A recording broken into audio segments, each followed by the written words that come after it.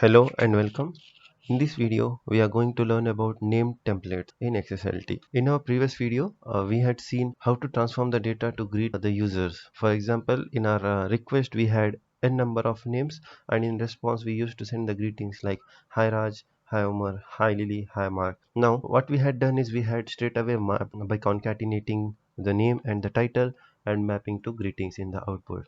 So this was a very simple way, but how we can do with the help of the name templates, this we are going to look at it today. So I will give the link in the description section for this documentation by w3.org. You can go through. Now what we will do is we will copy this example. Like first we have to build a name template. For that we have to, after this default template which matches with our root element or the root start path, we have to paste this sample or the example template what we copied from here.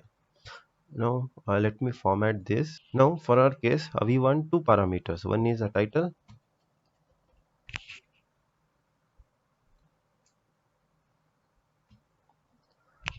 other is name. Now we will get rid of this block. Now what we have to do is we have to copy our XSL value of select statement, copy this or the cut this from here, paste it over here. Now instead of v title, what we have to do is we have to copy this and followed by dollar. We had seen earlier that any variable in XSLT we have to append with dollar and followed by the variable name. So we have completed our custom name template wherein we are getting the title and the name, and we are displaying in the output the hi and the title followed by a name. Now let me rename this template. Now we are done with our name template creation. Now how are we going to call this? So let me switch over to this documentation.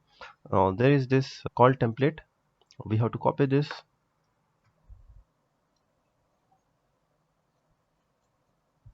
We have two parameters over here. We need to copy this to here.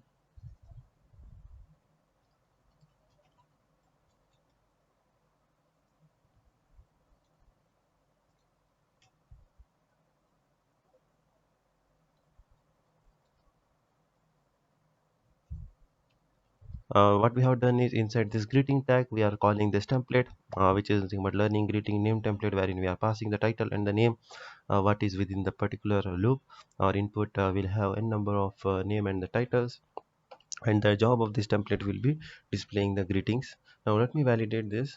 Validation is done. Go to test, click on execute. Looks like there is an error. Let us go back to our code. Let me check. Oh, we have renamed our name template, but while calling we have refer to our existing example template. Let me copy paste here, click on validate. Other thing is while copy pasting this param, we have copy pasted title twice. What we have to do is we have to copy this name. Our second parameter is a name, and paste it over here. Click on test, click on execute. Now as you can see, our greeting is transformed with the help of this name template. Now, what is the use case of this? At times, we come across a scenario wherein we need to repeat this block of mappings in our header and the line level. So at that time, we don't want to map the redundant piece of code again and again. At that time, so we make use of a template. Another thing is we can call the template within itself. Now, let me show you how we can do that. For example, let me get rid of this, and I'm hard coding this to number, sending this as 5. Now here I'm receiving this as number.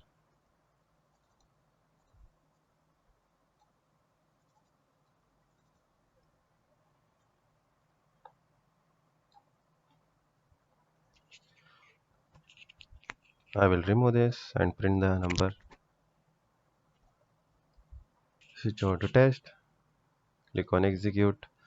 Irrespective of what our input is, we are getting 5 times the response because we are having the loop on the input. Let me get rid of this loop for time being. This is one of the way how you can comment the code. Now what I will do is I will write a if condition.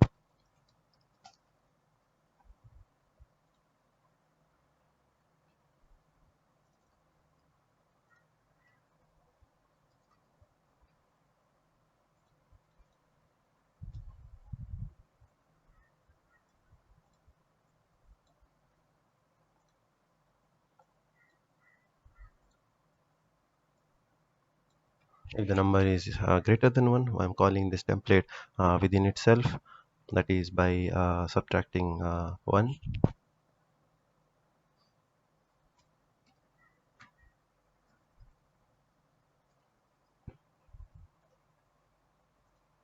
Let me validate this template.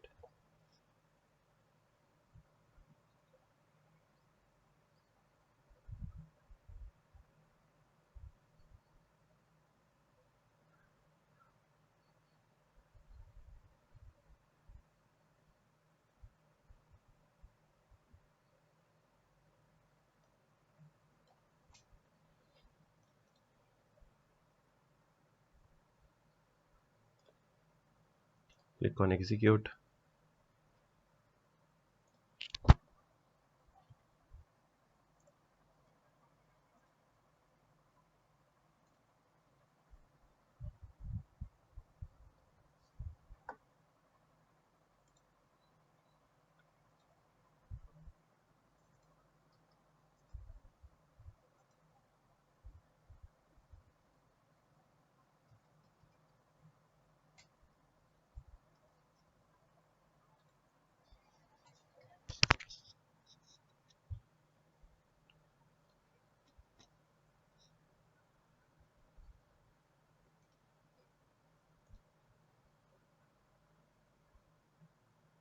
If you see it over here, we are getting the contiguous number, that is 5 4 3 2 1.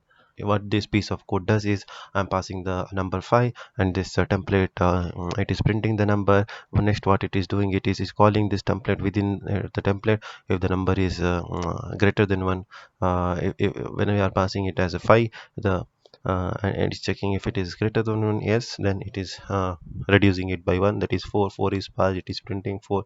Then it come inside, it reduces by 1, it comes 3 3, then 2 and 1. Finally it is 1, so this block of code will stop executing. Like this we can implement the similar solution in our projects.